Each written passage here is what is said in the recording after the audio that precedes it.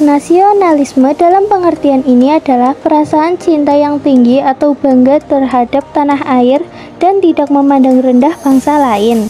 Pengertian menurut para ahli. 1. Hans Kuhn. Pengertian nasionalisme adalah formalisasi atau bentuk dan rasionalisasi dari kesadaran nasional berbangsa dan bernegara sendiri. 2. Benedict Anderson. Pengertian nasionalisme adalah sebagai suatu komunitas politik yang dibayangkan dan diimajinasikan sebagai sesuatu yang terbatas dan juga berdaulat. 3. Otto Bauer. Pengertian nasionalisme adalah sebuah persatuan karakter atau perangai yang timbul karena adanya perasaan yang senasib. Terus, nasionalisme tuh punya ciri-ciri, tujuan, sama prinsip nggak sih? Punya dong, ini dia pembahasannya. Ciri-ciri nasionalisme: 1. Cinta tanah air. 2. Kesadaran berbangsa dan negara. 3. Rela berkorban untuk bangsa dan negara. 4. Memiliki rasa persatuan dan kesatuan bangsa. 5. Kemampuan bela negara. Tujuan dari nasionalisme yaitu menjamin keinginan dan kekuatan dalam mempertahankan masyarakat nasional dari ancaman luar yang dapat memunculkan semangat pengorbanan. Mencegah muncul ekstremisme atau tuntutan yang berlebihan dari individu dan kelompok warga negara. Adapun prinsip nasionalisme antara lain: 1. Kesatuan. 2. Kebebasan. 3. Kesamaan. 4. Kepribadian. 5. Demokrasi. 6. Prestasi. Nasionalisme juga memiliki beberapa bentuk loh. Ini dia penjelasannya. Bentuk nasionalisme. 1. Nasionalisme kewarganegaraan merupakan jenis nasionalisme di mana negara kemudian memperoleh suatu kebenaran politik dari pernyataan aktif rakyatnya, kehendak rakyat, perwakilan politik. 2. Nasionalisme romantik, di mana suatu negara kemudian memperoleh kebenaran politik secara semula sehingga hasil dari suatu bangsa atau ras menurut semangat romantisme. 3.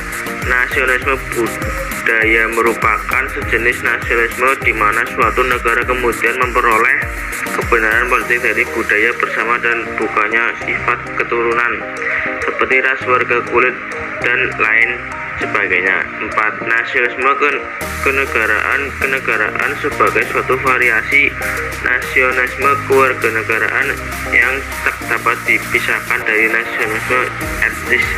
5. Nasionalisme agama merupakan nasionalisme di mana negara akan memperoleh suatu legitimasi politik dari suatu persamaan agama. Nah, itu tadi merupakan penjelasan dari bentuk nasionalisme. Terus, buat contoh sikap nasionalisme itu kayak apa aja sih? Ini dia pembahasannya.